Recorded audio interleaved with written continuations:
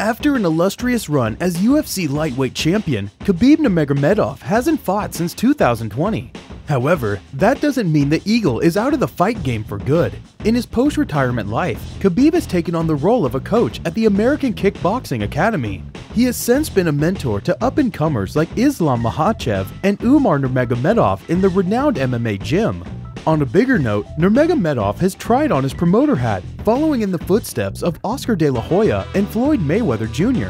The Russian acquired a promotion called Guerrilla Fight Championship in 2020 and rebranded it as Eagle Fighting Championship, or better known as Eagle FC.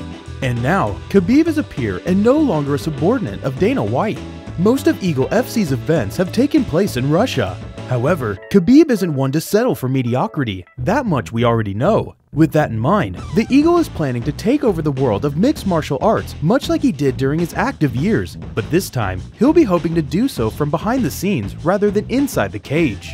Khabib will stage his promotional debut on US soil, Eagle FC 44, on January 28th. Before the historic event comes to pass, let's tell you everything you need to know about Khabib's Eagle FC. UFC 270 isn't the only MMA event this month with a huge heavyweight collision atop the marquee. Eagle FC 44 will also be headlined by heavy-hitting big boys Tyrone Spong and Sergey Kharitonov. Originally, former UFC heavyweight star Antonio Bigfoot Silva was slated to face Spong. However, the Brazilian was removed from the card after the Florida State Athletic Commission reportedly refused to allow Silva to compete in the US. The event, of course, will be taking place at the FLX Arena in Miami. Unfortunately, there won't be a Bigfoot sighting at Eagle FC 44, but don't fret. The event would still provide hardcore MMA fans a dose of UFC nostalgia, as there are a number of former Octagon superstars on the Eagle FC roster. For starters, former UFC light heavyweight champion Rashad Evans is coming out of retirement after spending 3 years and 7 months on the sidelines. Evans, who takes on Gabriel Kecko in a light heavyweight bout, claimed that he sees himself fighting more than once depending on the outcome of his comeback. Ex-lightweight title contender Diego Sanchez is also coming out of the woodwork for this one. The Ultimate Fighter Season 1 winner is returning to action on Eagle FC's March 11th event. His opponent? None other than the Motown phenom himself, Kevin Lee, who just recently got off his UFC contract.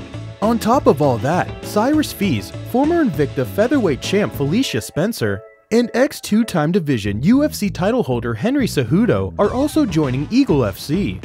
The trio will make up a star-studded squad of broadcast commentators. Now that you know who's on the card, you might be interested in checking out Eagle FC's biggest show yet. The event will be streaming live on a platform called FLX Cast. Alternatively, MMA fans can catch the action on UFC Fight Pass, so technically, Khabib isn't trying to compete directly with the UFC and his former boss Dana White. In case you missed it, Eagle FC 44 will start at around 12 a.m. Eastern Time, 9 a.m. Pacific Time on January 28th. Fighters' pay in MMA, particularly in the UFC, is a hot-button subject right now. That's especially true after Jake Paul reignited the conversation around it with his heated back and forth with Dana White on social media. And for the record, Paul won that argument handily. That's a 10-7 round for the problem child as far as I'm concerned.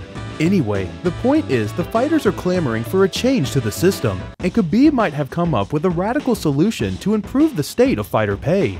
The Russian superstar is reportedly paying fighters on his roster in Bitcoin, and while there's no way of confirming if everyone will get compensated in that manner, we at least know that some of them definitely are. Kevin Lee, who signed a multi-fight contract with EFC in December, revealed that a major factor in his decision to join Khabib's company was that he's going to get paid in Bitcoin.